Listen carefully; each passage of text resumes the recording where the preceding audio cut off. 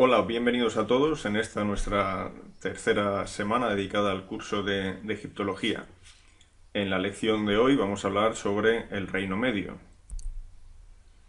Nuestro primer vídeo tratará sobre la dinastía 11, pero únicamente la parte que corresponde al Reino Medio. No obstante, comenzaremos a dar una serie de instrucciones sobre lo que fue esa dinastía antes de lo que nosotros llamamos convencionalmente Reino Medio. En la lista de reyes de Karnak, de época de Tutmosis III, encontramos un personaje, en realidad el único de la lista, cuyo nombre no aparece dentro de un cartucho. Esto es bastante llamativo, pero a la vez es un indicador sobre el papel que, al menos en la creencia de los egipcios posteriores a esta época, pudo desempeñar este personaje. Está en el recuadro de color verde señalado y se llama Intef. Este Intef, sin lugar a dudas, es el que se reconoce como Intef, hijo de Iku. Por ejemplo, en la estatua que os pongo debajo de su imagen, aquí hay una dedicatoria de Senusert I, uno de los primeros reyes de la dinastía 12, hacia este Intef el Grande, hijo de Iku. Sin duda, esto quiere decir que de algún modo los egipcios posteriores a la dinastía 11 veían en este Intef una suerte de elemento fundador, ¿no? de esta progresión de gobernantes y reyes que desembocarían finalmente en la creación de lo que nosotros llamamos Reino Medio. Justo a la izquierda de Intef vemos a otro personaje, esta vez ya con su nombre dentro de un cartucho, se puede leer Men, corresponde a Mentuhotep I. A su izquierda vemos otro rey cuyo nombre también se ha perdido parcialmente, pero se lee perfectamente In, del mismo modo que el siguiente, el número 10. Estos dos, sin duda, son Intef I, el de la derecha, e Intef II, el de su izquierda. De modo que el que aparece con el número 9, muy probablemente, aunque su nombre ha desaparecido, corresponda a Intef III. De este modo tendríamos los considerados primeros reyes de la dinastía 11, pero que aún forman parte del primer periodo intermedio, no del reino medio. Si ahora nos fijamos en el recuadro pintado de color rojo de abajo a la derecha, encontraremos a Nebhapetra, que corresponde a Mentuhotep II, con el número 29, seguido de Sankara, con el número 30, que corresponde a Mentuhotep III. El siguiente, el número 31, por desgracia su nombre también se ha perdido, pero bueno, es posible que contuviera el nombre de Mentuhotep IV, con lo cual tendríamos así completa esta dinastía 11, la parte anterior al Reino Medio y la parte propia del Reino Medio que comenzaría con Mentuhotep II. Sin duda, una de las mejores fuentes de información sobre esta seriación de reyes es la que viene de la lista real del papiro de Turín. Aquí tenemos, por ejemplo, información sobre no ya los nombres de entronización de estos monarcas, sino también sobre la longitud de sus reinados. Aquí os pongo una relación entre la parte conservada y el nombre del rey correspondiente. Entonces vemos como los primeros monarcas de este periodo, Mentuhotep I, Intef I, han perdido el nombre, han perdido longitud de años de reinado, pero a partir de Intef II, no solo ya por este papiro, sino por otras fuentes documentales contemporáneas a su época, sabemos que tuvo un largo reinado. En este caso, el papiro real de Turín nos habla de 49 años para Intef II. Vendría Intef III con 8 años de reinado, o al menos 8 años de reinado, y a continuación, ya como parte del Imperio Medio, Mentuhotep II con 51 años de reinado, Mentuhotep III con 12 años de reinado, y después, si nos fijamos en la última línea, donde os he puesto Mentuhotep IV, aquí en realidad no se nos da el nombre de este monarca. Se habla de una serie de 6 reyes para la dinastía y se habla también de una laguna de 7 años que se debe entender corresponden a los 7 años que hipotéticamente habría reinado Mentuhotep IV, que ha sido olvidado de esta lista, pues quizás de manera intencionada. Y finalmente, en esta línea, se nos da el número de años que duró este periodo de la historia de Egipto. Se habla de 143 años. Como veis, por tanto, esto es una fuente de información maravillosa y muy útil que, evidentemente, junto a otros documentos, nos sirven para establecer una buena seriación de los reyes de la época, pero también una cronología bastante aproximada, una cronología relativa bastante aproximada. ¿Por qué convencionalmente hablamos de Mentuhotep II como el rey que funda el Reino Medio? Bueno, aquí tenemos un relieve procedente del segundo pilono del templo funerario de Ramsés II, del Rameseum, donde es evidente que para los egipcios también la figura de Mentuhotep II ocupa un lugar especial en su historia. Si nos fijamos, en la parte inferior aparece una serie de portadores de estatuillas de reyes con sus nombres asociados. Entonces, en primer lugar aparece, por supuesto, Ramsés II, en segundo lugar tenemos a Seti I, en tercer lugar a Ramsés I, y a partir de ahí, hacia la izquierda, continuarían los reyes de la dinastía 18. Si vamos al registro superior, continúa a partir de la derecha esa lista de reyes de la dinastía 18. Tendríamos en primer lugar Tutmosis I, a su izquierda Amenhotep I, el siguiente sería Ahmose, que es el fundador de la dinastía 18, el que reunifica Egipto tras la expulsión de los Hicsos, pero ya a su izquierda aparece el nombre de entronización de Mentuhotep II. ¿Por qué salta esta lista directamente a este monarca de la dinastía 11 y no menciona siquiera a los grandísimos reyes que tuvo la dinastía 12? Sin duda porque Mentuhotep II es el fundador de este nuevo Egipto reunificado, dado que con anterioridad a él los reyes tebanos antecesores son monarcas que no gobiernan todo Egipto, sino que están compartiendo Egipto junto a otros poderes. Los reyes heracleopolitanos de la dinastía 10, por ejemplo, pero también comparten en cierto modo el poder junto a otros grandes potentados, nomarcas, que aunque no han tomado título de rey, son de hecho semi-independientes. Hay que recordar que durante el primer periodo intermedio Egipto estuvo realmente fragmentado. Existía una serie de poderes políticos como la casa de Abihu, un gobernante que poseía nomos alrededor de Dendera, o por ejemplo la casa de Hu, que gobernaba 2-3 nomos en la parte meridional del Alto Egipto. Es decir, que había una disgregación patente donde el rey ya no era la figura principal, sino donde, por ejemplo, los gobernadores locales o los jefes de tropa desempeñaban un papel muy evidente.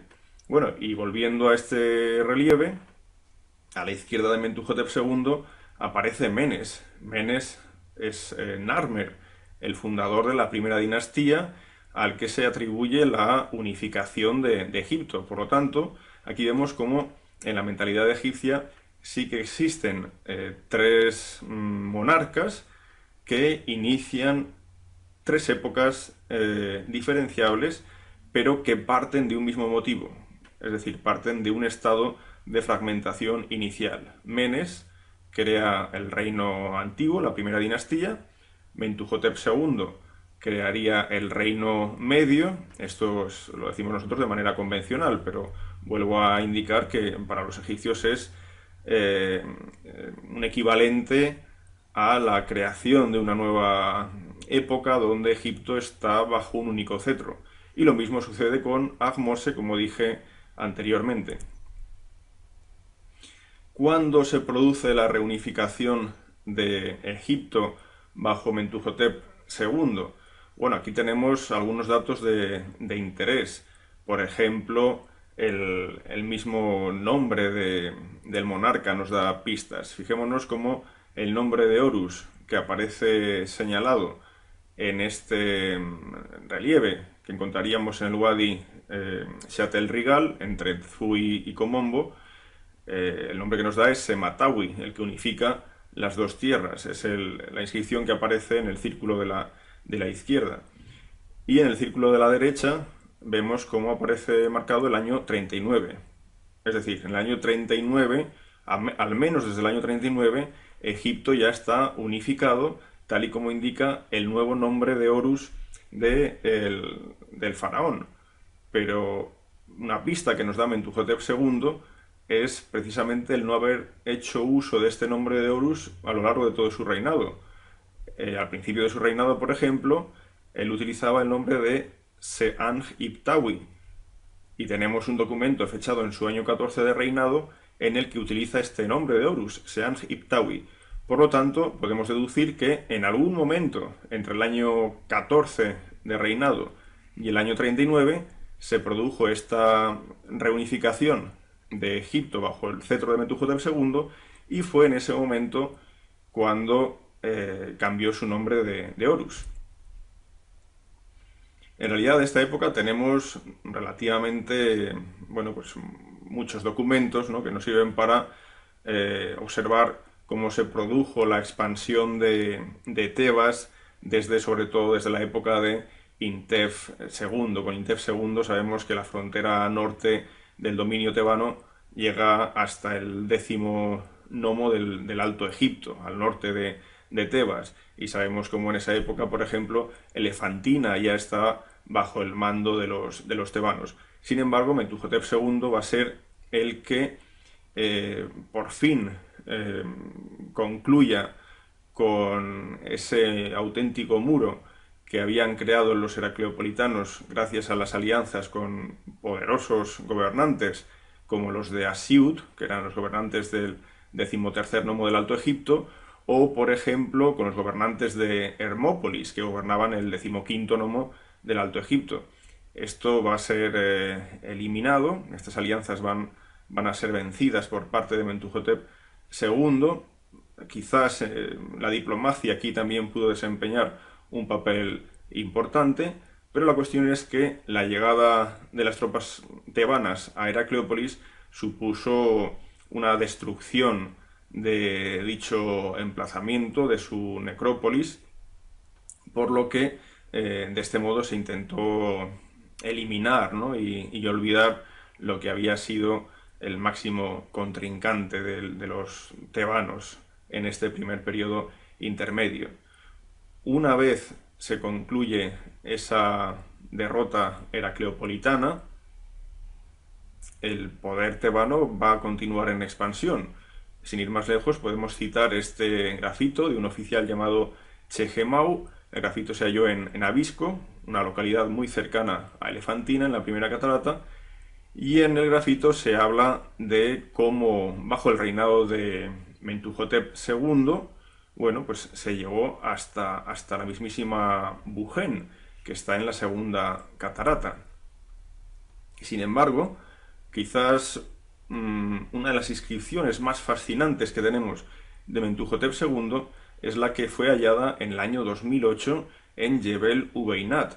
Este mapa nos sirve para darnos cuenta de a qué distancia se sitúa Jebel Ubeinat del Valle del Nilo. Fijémonos la posición de Bujén, de Elefantina, de Tebas. Bueno, pues hay que irse al extremo suroccidental del territorio del Egipto actual, a cientos de kilómetros del Valle del Nilo, para hallar este lugar en el que se encontró la inscripción de Mentuhotep II.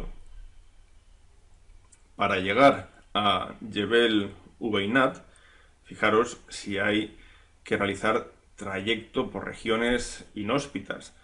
El oasis de Dakla es, antes de llegar a Jebel Ubeinat, el último lugar donde hay recursos acuíferos. En línea recta, desde Dakla hasta Jebel Ubeinat, hay aproximadamente 600 kilómetros. 600 kilómetros por desierto, evidentemente en aquella época, a todas luces podría parecer algo inviable. Sin embargo, desde 1917, año en el que se hallaron una serie de depósitos cerámicos en Abu Balas, eran depósitos que se llenaban de ánforas que se llenaban de cereal, de agua, para poder permitir que las caravanas que se organizaran tuvieran puntos de apoyo logístico. Bueno, pues este depósito, con el tiempo, se ha visto que simplemente es uno de los muchos que hay entre Dakla y Gilf-Kebir. De hecho, en los años 90, en los años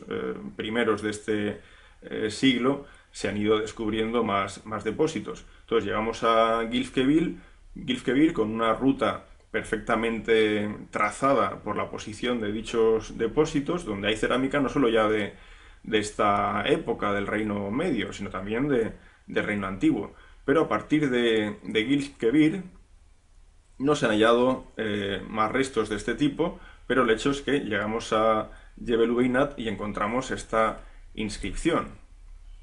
Como dije anteriormente, fue hallada en el año 2008. Es un descubrimiento bastante reciente y muy llamativo, porque en toda esta zona jamás se había descubierto una inscripción egipcia. Y además es muy interesante. Fijémonos los dos recuadros que os he marcado. En el de color verde se habla del país de Yam. Yam es el territorio que, por ejemplo, menciona el expedicionario Harhuf de la Sexta Dinastía. Es un territorio que generalmente se ha situado en la parte de la Nubia meridional, quizás en la región del Dóngola. En este caso parece que el emisario de Yam está ofrendando un cuenco quizás con resina, ¿no? En el recuadro azul se hace mención a otro territorio, se habla de Tegebetén. Es la primera vez que aparece mencionado este territorio, no tenemos constancia de ningún otro documento que hable de él.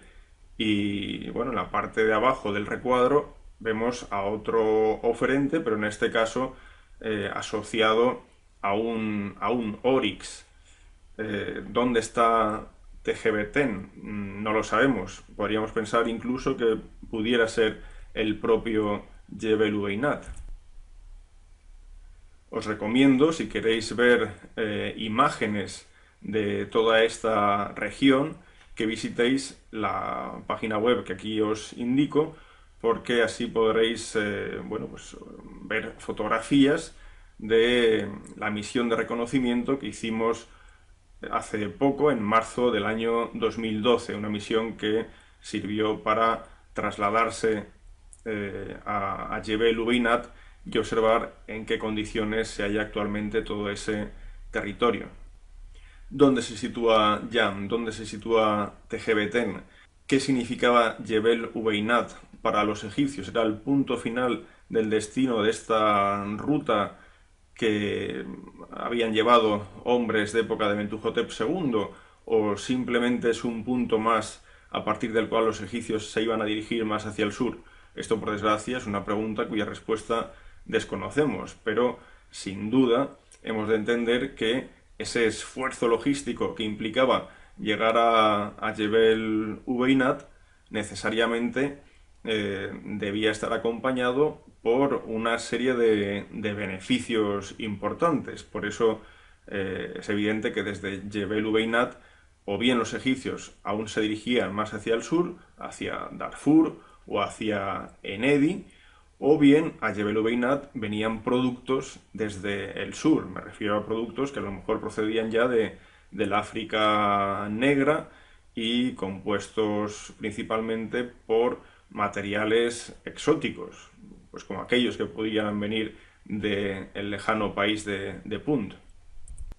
Mentuhotep II abandonó la necrópolis de El Tarif, donde se habían enterrado otros monarcas de la dinastía 11. La necrópolis del Tarif queda en el extremo norte de la montaña tebana o de las necrópolis tebanas, y Mentuhotep II decidió crear su templo funerario y su tumba en el circo de Der el Bahari, donde ahora se sitúa también el famoso complejo de Hatshepsut. Fijémonos a grandes rasgos, qué características tiene el templo funerario de Mentuhotep II.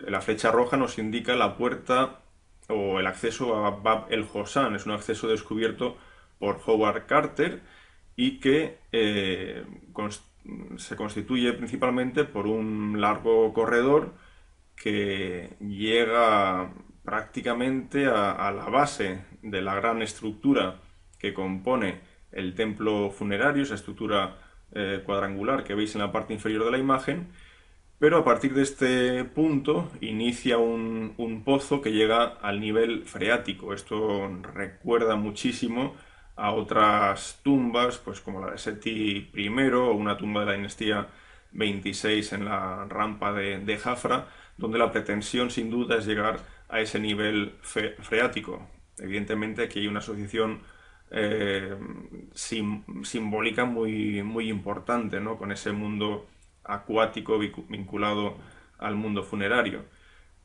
Pero después esta estructura de Mentuhotep II nos muestra una gran terraza originalmente decorada con tamariscos, sicómoros. De hecho, la flecha de color verde os está marcando una serie de agujeros circulares.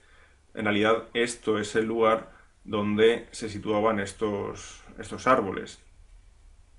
Y después ya viene la estructura arquitectónica principal. Hay diversas maneras de reconstruirlas. Se podría opinar que el elemento central era una mastaba. Esto, por ejemplo, es una hipótesis de Arnold, o podría ser una pirámide, como opina Nabil, o como recientemente también ha opinado Daniel Polch, aunque él habla de una pirámide con una inclinación mucho mayor, pues quizás del orden de 70 grados, o por ejemplo, como opina Stadelman, que cree que en lugar de una mastaba o una pirámide, en realidad podía haber un túmulo. La parte central de esta estructura, o la parte final de esta estructura, también es muy interesante. La línea roja, por ejemplo, está marcando la situación de tumbas de reinas, princesas de época de Mentuhotep II, mientras que la flecha situada más hacia la derecha nos indica la posición de la tumba de Tem, que era la reina principal. Al fin y al cabo fue madre de Mentuhotep III. Y la flecha que nos indica Mentuhotep II en realidad nos muestra el inicio del largo corredor que lleva a la cámara sepulcral de este monarca. Podéis encontrar más información, imágenes de documentos, relieves, etcétera, de época de Mentuhotep II en la web que os indico en esta imagen. En el Wadi Hamamat encontramos una inscripción del año 8 del sucesor de Mentuhotep II, que es muy interesante porque nos habla de cómo se mandaron barcos al lejano país de Punt. Lo interesante más bien es que indica la ruta seguida. Se indica que salió de Coptos, que alcanzó el Watchware, es decir, el mar Rojo, y después se indica también que una vez se llegó a Punt, se cargaron los barcos con los materiales de Punt y se volvió a realizar el trayecto hacia casa, se volvió por el Wadi Hamamat, y de aquí ya se entiende al Nilo. Más o menos la ruta sería la siguiente: salimos desde Coptos, seguimos una ruta por el Wadi Hamamat, y en esta época se utilizaría la variante del Wadi Atala, que nos lleva hacia la zona del Wadi Gasus, donde se sitúa el puerto de Mersa Gawasis, donde se han encontrado abundantes restos de época del Reino Medio. Así que fijaros qué fascinante es la rápida evolución que tiene Egipto desde el punto de vista comercial y también desde el punto de vista expedicionario, podríamos decir, durante la época de Mentuhotep II. Inscripciones en Jebel Ubeinat, para Mentuhotep III ya llegada al país de Punt. Se ha llegado previamente también a Bugen en la segunda catarata, es decir, un desarrollo hacia el sur bastante evidente. Esta imagen nos sirve para ver el lugar donde se sitúa un pequeño templo, pero muy interesante, de época de Mentuhotep III, Sankara Mentuhotep III. Me refiero a una montaña conocida como la Corona de Tebas, desde donde se divisa, bueno, pues las montañas tebanas, el Kurn, a lo lejos el Valle de los Reyes y, por supuesto, la llanura aluvial con el Nilo. Con esta imagen del Google Earth vemos como en la cima de esa montaña hay dos estructuras, una principal, que es la de la derecha, es un templo dedicado al dios Horus, fue excavado por Petrie, pero se rescavó nuevamente en los años 90 por una expedición húngara liderada por Boros. Y bueno, aquí se encuentra un templo que se sustenta sobre una plataforma elaborada con cascotes. El templo tiene un pilono de entrada, esto es bastante interesante porque es uno de los ejemplos sin duda más antiguos de ese tipo de fachada monumental. Y después un Santa Santorum tripartito. A la izquierda, pues a unos 125 metros de distancia, existen los restos, ahora bien más perdidos, de otro templo de la misma época. Este templo los excavadores consideraron que podría vincularse a un posible festival sed de Mentuhotep III. Ambos templos se abandonaron durante la dinastía 11 y se cree que tal vez un terremoto provocó dicho abandono. Esta es una fotografía tomada desde el Santa Santorum del templo principal y aquí se observa cómo existe una alineación astronómica hacia el orto solar del solsticio de invierno. Esto es una alineación que se va a repetir en otras estructuras de la zona tebana. Sin ir más lejos, Karnak tiene esta misma alineación. Volvemos al Wadi Hammamat porque aquí hay inscripciones de finales de la dinastía 11, en concreto esta es de Neptawira, que corresponde a Mentuhotep IV, aquel que no aparecía en la lista real de Abidos. Esta inscripción se fecha en el segundo año de reinado de este monarca y nos habla de nada más y nada menos que de 10.000 hombres trabajando en el Wadi Hammamat para extraer piedra. Se refiere a la piedra Graubaka, que tanto en esta época como en épocas posteriores fue extraída del lugar. Pero de Neptawira Mentuhotep IV también tenemos una inscripción sencilla pero interesante por el lugar en el que se encuentra. Estos relieves están en Ain Sugna. Ain Sugna queda cerca de la península del Sinaí, lo vamos a ver en este mapa, y a Ain Sugna se podía llegar desde Memphis y desde Ain Sugna, que hacía las veces de puerto, se podía navegar hasta la llanura del Marja, como veis ya en la península del Sinaí, desde la que los egipcios accedían a lugares como Wadi Magara o posteriormente Serabit el Hadim, es decir, lugares bien conocidos por sus minas donde se extraía turquesa, cobre, etc. Ain Sugna, por lo tanto, se convierte ahora en un emplazamiento muy importante, igual que lo fuera más al sur Mersaga Oasis. Podéis bajaros un PDF de Pierre Tallet que está dedicado a Ain Sugna y un nuevo puerto que ha sido descubierto en Wadi el Harf, donde han aparecido inscripciones del año 27 del faraón Jufu de la cuarta dinastía.